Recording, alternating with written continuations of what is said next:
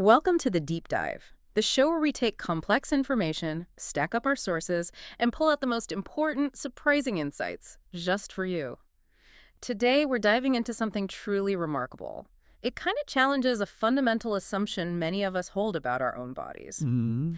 We often picture our internal anatomy as perfectly matching those neat diagrams in a textbook, right?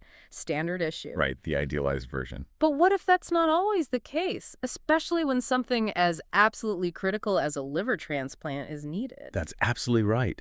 The reality of our internal blueprints is, well, far more intricate and uniquely individual than most of us imagine.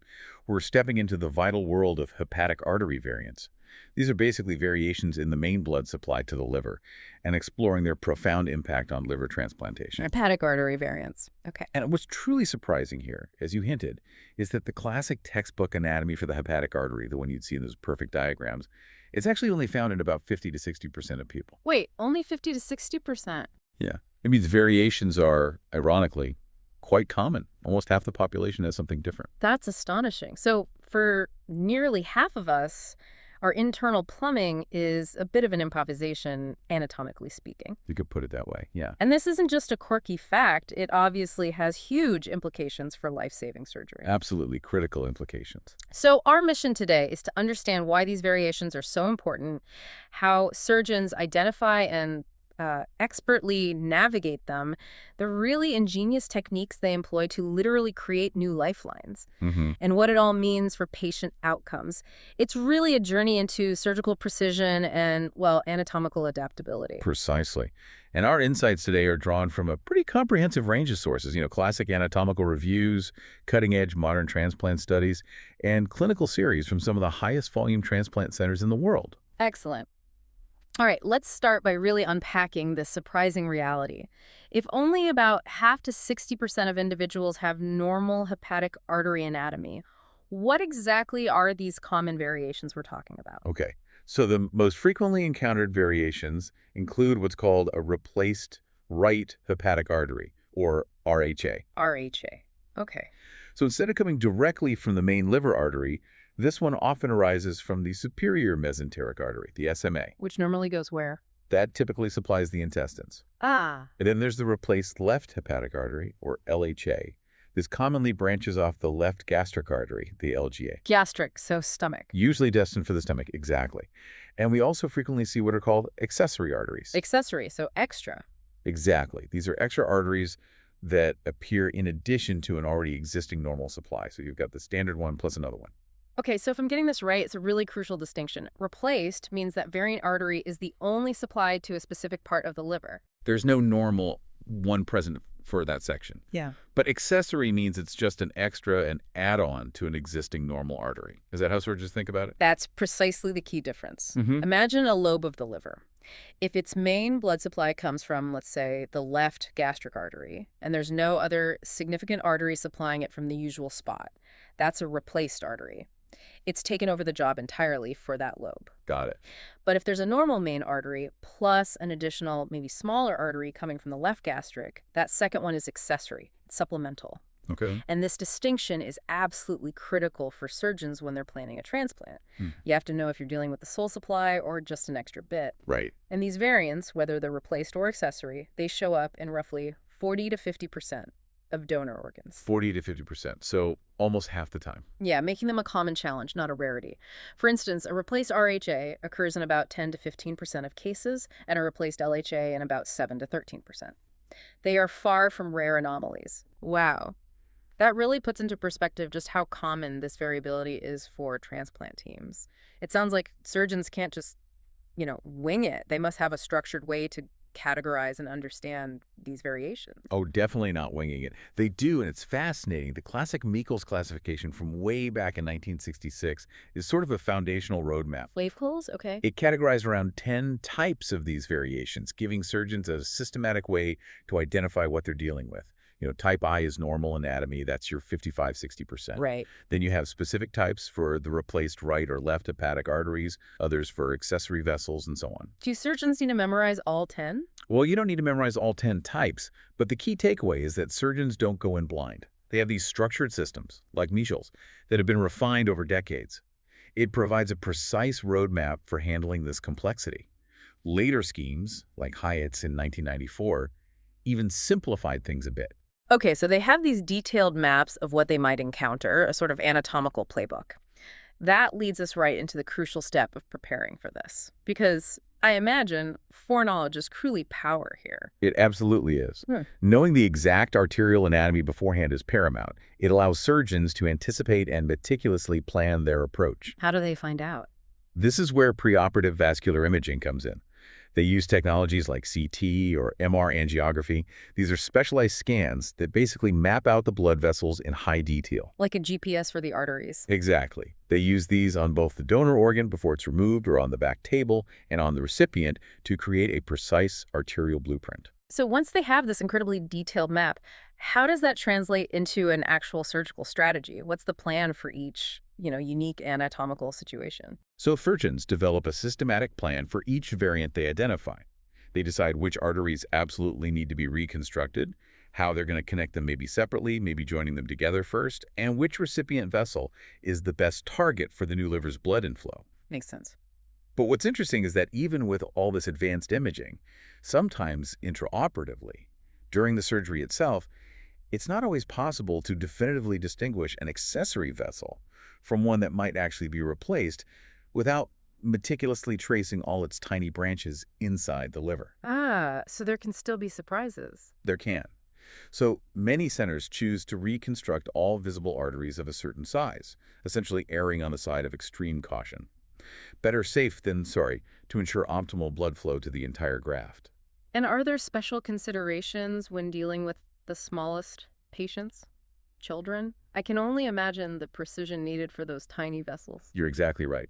Pediatric cases are a whole different level of challenge. The vessels are incredibly small, often just 1 to 2 millimeters in infants, tiny. 1 or 2 millimeters. Yeah, and this significantly increases the risk of complications, especially clotting, so the planning is even more rigorous. It routinely includes adopting microsurgical techniques. Microsurgery. So using microscopes. Or using high-powered surgical loops. Those are like powerful magnifying glasses, worn like glasses, or even operating microscopes, yes. This is to maximize precision when working on these minute structures. They even prepare conduits. Conduits, like extra pipes. Sort of, yeah. Extra-arterial grafts, Yeah. maybe using a donor iliac artery, which is a vessel from the donor's pelvis or leg. They get these ready in advance just in case they anticipate needing additional length or maybe an alternative connection pathway, planning ahead for contingencies. That's incredible foresight planning for possibilities even before the surgery begins. So with all that preparation, what happens when they actually get into the operating room? Where does the art of reconstruction truly come in? Well, the real artistry, I think, begins when the donor liver graft is actually being prepared. Much of the complex work dealing with these variant arterial patterns is done on the back table. Back table, meaning? Meaning it's reconstructed outside the patient on a sterile table before the new liver is actually implanted into the recipient. Ah, okay. Like pre-assembly. Exactly. This is where the magic happens, transforming a highly individualized anatomical challenge into a meticulously planned structure before it goes in. If there's a single main artery, it's carefully trimmed for a direct end-to-end connection. Pretty straightforward. But if there are multiple arteries... That's where the creative solutions really shine. And you mentioned ingenious techniques. Tell me more about those. What do they do? Okay, so one of the most ingenious is the branch patch, often called the Carrel patch. The concept is brilliant. A patch. Yeah. Surgeons take a small patch of a larger donor vessel, maybe from where the celiac artery or the SMA originates, that naturally contains the openings, the orifices of multiple smaller branches. This allows them to effectively join multiple tiny arteries into one larger opening on the patch. It vastly simplifies the final connection to the recipient's artery. Ah, I see. So instead of sewing lots of tiny little vessels, they sew one bigger patch. Precisely. Imagine taking several small pipes and funneling them neatly into one larger opening. It makes for a much stronger, smoother, and easier final connection. And this technique has a fantastic track record, yielding excellent arterial patency rates, meaning the arteries stay open and flowing. That sounds like a remarkably sophisticated plumbing job, really. What about specific reconstructions? How do they handle, say, that replaced or accessory right hepatic artery, the RHA we talked about? Right, the RHA coming off the SMA usually. A common approach is to surgically connect or anastomose that artery, to the gastroduodenal artery, the GDA, Yeah. which is usually present on the donor graft itself. Sometimes they'll even use a short stent internally to help create a nice, smooth, Y-shaped confluence, ensuring good flow dynamics. There's even a clever technique described where they excise a small cylindrical patch of the SMA wall right around the RHA's origin. Take a bit of the original pipe. Exactly, and then suture that patch onto the stump of the graft's splenic artery. This creates a more vertical, non-tortuous meaning, not twisted or kinked orientation for the RHA. Why is that important? Avoiding twists and kinks is absolutely crucial. It promotes straight, unimpeded flow, which is vital post-operatively. The key principle, really, for all these methods is to minimize any extra length or sharp turns that could slow down or block blood flow. Keep it short and straight. In the LHA, the left hepatic artery, often from the left gastric, does that present similar challenges, or are there unique considerations? Well, for a replaced LHA, it's non-negotiable. It must be reconstructed because it's the sole blood supply to the left lobe. You can't just tie it off. Right, that makes sense. So it's often sewn end-to-end directly to the donor's proper or common hepatic artery trunk on the graft. But if it's just an accessory LHA, The extra one. yeah, the decision can vary a bit more. Some centers might choose to ligate or tie off a very small accessory LHA if there's clearly a robust main supply already going to that area. Others will incorporate it into a patch along with the main artery. The decision often hinges on the vessel's size and how critical the surgeon judges it to be for overall liver perfusion. What about when they find both, like a replaced RHA and a replaced LHA in the same donor liver? Double trouble, so to speak. Yeah, those are known as combined variants, like a Michels type 40, for example. Often each variant artery is reconstructed separately, using the techniques we just discussed. Okay. But if the anatomy allows, sometimes a single branch patch can be fashioned that cleverly incorporates both the RHA origin, maybe from the SMA patch, and the LHA origin, maybe from an LGA patch. The beauty of the branch patch technique is its versatility. It can sometimes handle these complex combinations, creating a single cuff for anastomosis. It really sounds like no matter the specific variant, there's a universal technical goal guiding all these graft preparations. Absolutely. The universal technical goal is always the highest quality anastomosis, the connection. This means arteries are meticulously trimmed, often spatulated. Spatulated? Yeah, it means cut at an angle, sort of like a fish mouth opening. This creates a wider opening for the connection, which helps prevent narrowing later on. Ah, clever. And using a Carrel patch whenever it improves the vessel size match or the orientation. Then there's meticulous suturing with incredibly fine, single-strand monofilament thread. We're talking 7 or 8/0 gauge, thinner than a hair. Wow. Usually sewn in a continuous fashion to prevent leaks or turbulence. And again, the arteries are kept as short and straight as possible to prevent redundancy and twisting. The entire reconstruction is then rigorously tested right there on the back table before implantation to ensure perfect blood inflow. Okay, so once all that intricate work is done on the back table, it's time to connect the new liver to the recipient. What does that final connection look like? And what are the plan B options if the recipient's main artery isn't suitable for some reason? Right. The final step in establishing blood flow. The standard anastomosis is quite direct. The donor hepatic artery, or that pre-made patch we discussed, is typically sewn end-to-end to the recipient's common or proper hepatic artery. This is done very gently, ensuring there's no tension on the suture line, and again, avoiding any kinking. But what if the recipient's artery is, like, damaged or too short? Exactly. That happens, maybe due to previous surgery or underlying disease, or just anatomy making the stump very short. In those cases, surgeons have alternate inflow options, which become crucial Plan B scenarios. What are those crucial alternatives? Well, they can sometimes connect more proximally, higher up on the recipient's celiac artery or an available proper hepatic stump if one exists. Another common option, actually quite effective, is using the recipient's splenic artery. The artery to the spleen. Yeah. Usually the spleen is removed during the transplant anyway, or its artery can be safely utilized. It typically has good blood flow and can be swung over to provide inflow to the new liver graft. Okay. And any other major plan Bs? The most significant Plan B, the one reserved for really challenging situations, involves creating aortohepatic conduits. Aortohepatic conduits. That sounds like a major workaround, like building a bypass. It essentially is. This means an arterial graft, most commonly a donor external iliac artery, a vessel harvested from the donor's leg or pelvis, is used to create a bridge. It goes directly from the recipient's aorta, the body's main artery, The big one. the big one, directly to the graft artery on the new liver. If a suitable donor iliac artery isn't available or usable, a synthetic graft, something like Gore-Tex, can be used as the bridge material. But I sense a but coming. Are these conduits riskier? They are. Research, including meta-analyses, consistently shows that these conduits carry significantly increased risks, unfortunately. How much higher are the risks? What kind of risks? The main one is early hepatic artery thrombosis, or HAT, that blood clot forming in the crucial artery. The risk can jump quite dramatically, say from around 2% without a conduit up to about 7% or even higher with one. Wow, that's a big jump. It is. And sadly, they also tend to lead to worse long-term graft and patient survival rates compared to standard connections or even using the splenic artery. Do you have numbers on that? Yeah, for example, one analysis showed 5-year graft survival might be around 55% with a donor iliac conduit, compared to maybe closer to 69% when the recipient's splenic artery is used for inflow.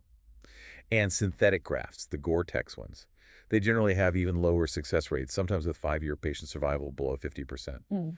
So the conclusion is pretty clear. Conduits are used only when absolutely necessary. They're a last resort, and an autologous donor iliac artery, using a natural vessel, is vastly preferred over a synthetic one due to these higher risks of clotting and lower long-term success. That really highlights the complexity and the carefully weighed decisions surgeons have to make, knowing the serious implications of each choice.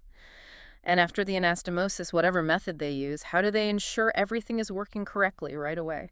Immediately after the connection is complete, rigorous checks are performed right there in the OR. They'll gently feel for a pulse in the vessel, and crucially, they use Doppler ultrasound. The ultrasound, okay. Yeah, this assesses blood flow characteristics directly. They place the probe on the artery and listen, and look at the waveform.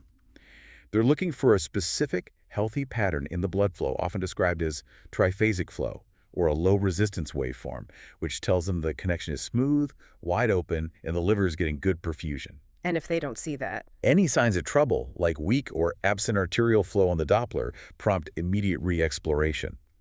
They have to revise the anastomosis right then and there. It's about ensuring perfect perfusion from the very first moment the clamps come off. We touched on this briefly earlier, but I really want to dedicate a moment to it. The unique challenges of pediatric recipients. Because the vessels are so incredibly small, I imagine the precision required is just beyond anything most of us can truly comprehend. It truly is. The tiny arteries in children, as we mentioned, often just 1 to 2 millimeters in diameter in infants, it's hard to even picture. Yeah. And this dramatically increases the risk of hepatic artery thrombosis, HAT. The reported incidence in some pediatric series can be alarmingly high, sometimes cited as anywhere from 1% up to even 26%, which is much higher than typical adult rates. 26%, that's huge. It underscores the challenge. So the solution, therefore, is meticulous microsurgery. It's not optional, it's standard practice. So they're using specialized equipment for this, almost like jewelers working on the human body. That's a good analogy. They use surgical loupes, those high magnification glasses, or often full operating microscopes, powerful magnifiers that project the image, allowing incredible detail. And they use extremely fine sutures, often 9-0 or even 10-0 gauge. Thinner than hair. Much thinner than a human hair, yes.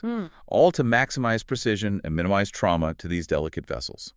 While these microanastomoses might initially take longer to perform, studies actually show that operative time and bleeding tend to decrease as surgeons gain experience. There's definitely a learning curve. For instance, one series identified a learning curve of around 43 pediatric liver transplant cases to achieve real proficiency and efficiency with these microvascular techniques. That makes sense. Experience matters hugely. And what about conduits in children? Are they used differently or avoided even more strenuously than in adults? They're used with even greater caution, absolutely. But Partially because of the higher thrombosis risk in small vessels, but also because placing a non-growing conduit in a growing child can potentially lead to problems down the line, like kinking or tension as the child grows. I hadn't thought of that. So if a conduit is absolutely necessary, a short autologous graft, meaning a vessel taken from the child's own body, perhaps a piece of their internal iliac artery, is much preferred over a prosthetic one. It's always about finding the safest, most durable, and growth-compatible solution for these tiny patients. This brings us to the so what of it all. The outcomes, potential complications, and the incredible vigilance required after surgery. What's the good news here about all this precision and complexity? Well, the really excellent news, the take-home message, is that when these variant arteries are properly identified and reconstructed with meticulous technique, the long-term graft survival and patient survival are remarkably comparable to transplants performed with standard textbook anatomy. Really? Even with all that extra work? Yes. Studies, like one large series from Schroering and colleagues, have shown impressive long-term survival rates like 86% one-year graft survival, stretching out to 98% 10-year survival in some cohorts, with no significant difference in outcomes between normal versus variant donor anatomy groups, provided the reconstruction was done well. It truly speaks to the power of surgical precision and the skill involved in adapting to these variations. That's a powerful testament to surgical ingenuity. But what's the main complication they're constantly on the lookout for? The thing they worry about most with these arterial reconstructions? The main complication, the most feared one, remains hepatic artery thrombosis, or HAT, that blood clot forming in the main liver artery, cutting off vital blood supply. And is the risk higher with variants? While some data suggest variant reconstructions may carry a slightly higher H8 risk, maybe a non-significant trend like 2% versus 1% in one study, other factors are often more significant drivers. Things we've mentioned, pediatric grafts, the use of prior aortohepatic conduits, or even previous procedures on the recipient's native hepatic artery, like chemoembolization for liver cancer. Okay. And what happens if H8 occurs, or even just narrowing? Even partial thrombosis or a high-grade stenosis, which is a significant narrowing of the vessel, can lead to severe downstream problems. The most critical is biliary ischemia. Biliary ischemia, lack of blood to the bile ducts. Exactly. The bile ducts rely heavily on the hepatic artery for their blood supply. If that supply is compromised, the ducts can get damaged, leading to leakage or the formation of strictures, which are painful narrowings that block bile flow and can cause serious infections or graft dysfunction. There's also some debate, I understand, about whether to just ligate or tie off truly accessory arteries sometimes. How do surgeons navigate that? Yes, it's a bit of a surgeon's dilemma. There's always that slight but serious background risk of accidentally ligating an artery that, despite looking accessory, might actually be an unrecognized soul supply to a small but significant part of the liver. Right. Doing that could cause a segment of the liver to die off. Not good. Definitely not good. So the traditional and still dominant approach in most centers is to reconstruct any artery of uncertain significance, essentially assuming it might be critical. Play it safe. Well, one recent series did suggest that carefully ligating truly accessory hepatic arterial branches, when a robust main HA is clearly intact, might potentially reduce certain complications. Like maybe simplifying things? Perhaps, or avoiding issues with multiple anastomoses. But this remains debated, and the prevailing wisdom is still largely to plan to reconstruct all significant variant arteries to ensure maximum safety and perfusion. Okay. So what happens if HAT does occur despite all precautions? Is there a window for intervention, or is it typically too late for the graft? No, absolutely. Prompt intervention is crucial and can be successful. If HAT is detected early, and this is why they do daily Doppler ultrasounds for the first few days post-op. The vigilance. Exactly. If it's caught quickly, urgent revascularization, meaning restoring blood flow, can often salvage the graft. This might involve going back to surgery for thrombectomy, surgically removing the clot, and possibly redoing the anastomosis, or it might involve interventional radiology techniques like thrombolysis, using clot-busting drugs delivered via a catheter. So speed is key. Speed is absolutely key. Delays, unfortunately, significantly reduce the chances of saving the graft and can lead to irreversible liver damage and graft failure. But the overall message, the positive one, is that in experienced hands, patients with even the most complex variant hepatic arteries can achieve outcomes that are comparable to those lucky enough to have textbook normal arterial anatomy. That's truly incredible. This deep dive has really shown us that what might seem like a standard surgical procedure, a liver transplant, is often, in fact, this incredibly complex, highly individualized feat of planning, ingenuity, and sheer surgical skill, especially when dealing with these common anatomical variations. It really highlights the incredible adaptability required in this field. Each patient's unique anatomy presents a unique puzzle that surgeons must solve with precision and innovative techniques, essentially turning a potential obstacle into a pathway to success and a new life. So next time you consider the human body, perhaps you'll think beyond those perfect, simplified textbook images and appreciate the incredible inherent anatomical diversity that exists within each and every one of us. Hmm.